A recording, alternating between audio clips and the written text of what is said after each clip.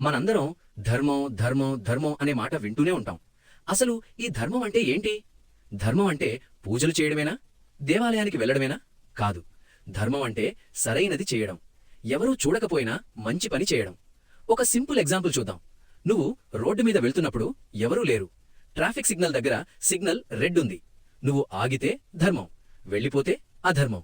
ఎందుకంటే ధర్మం అంటే నియమం పాటించడం. కృష్ణుడు ఇలా అన్నాడు, యదా యదా హి ధర్మస్య గ్లానిర్భవతి భారత అభ్యుత్థానమధర్మస్య తదాత్మానం సృజామ్యహం. అర్థం, ధర్మం తగ్గి అధర్మం పెరిగినప్పుడు నేను అవతరిస్తాను. అంటే ధర్మం అనేది ప్రపంచం నిలబడే పునాది. సైన్స్ యాంగిల్లో చూస్తే ప్రపంచం మొత్తం బ్యాలెన్స్ మీద నడుస్తోంది. శరీరంలో బ్యాలెన్స్ ఉంటే ఆరోగ్యం, ప్రకృతిలో బ్యాలెన్స్ ఉంటే శాంతి, సమాజంలో బ్యాలెన్స్ ఉంటే సుఖం. ఈ బ్యాలెన్స్ ని కాపాడేది ధర్మం.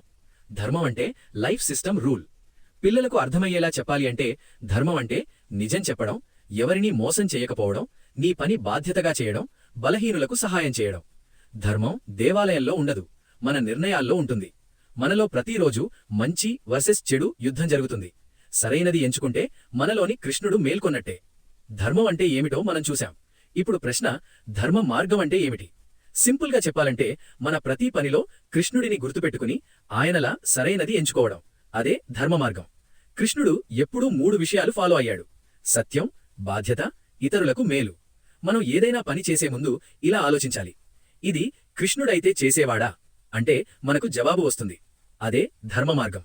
సింపుల్గా చెప్పాలంటే మనం ఏదైనా డెసిషన్ తీసుకునే ముందు మన ప్లేస్లో కృష్ణుడు ఉంటే ఎలా ఆలోచిస్తాడో, ఎలాంటి డెసిషన్ తీసుకుంటాడో అలానే ఆలోచించగలగాలి.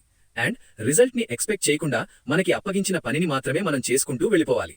కృష్ణుడు చెప్పిన మాట, మయి సర్వాణి కర్మాణి సంయస్య. అర్థం, నీ పనులన్నీ నా కోసం చేస్తున్నట్టు చెయ్యి.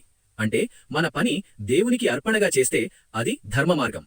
మన మెదడు ఒక కంపాస్ లాంటిది. సరైన దారి చూపించే ఇన్నర్ వాయిస్ ఉంటుంది.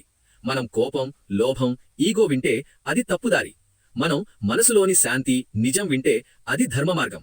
కృష్ణుడు అంటే అదే ఇన్నర్ గైడెన్స్ సిస్టమ్ లాంటిది. ధర్మ మార్గం అంటే దేవాలయానికి వెళ్లే దారి కాదు, మన హృదయం నుంచి సరైన నిర్ణయానికి వెళ్లే దారి. మన ప్రతి పనిలో కృష్ణుడిని చూస్తే మన జీవితం ధర్మ మార్గంలో నడుస్తుంది. నెక్స్ట్ ఎపిసోడ్లో కృష్ణుడు ఎందుకు, ఎలా పుట్టాలో చెప్పుకుందాం. సో నెక్స్ట్ ఎపిసోడ్ చాలా ఇంట్రెస్టింగ్ గా ఉండబోతోంది. మిస్ అవ్వకుండా ఉండాలంటే ప్రేమతో అందరూ ఫాలో చేసేయండి. రాధే రాధే.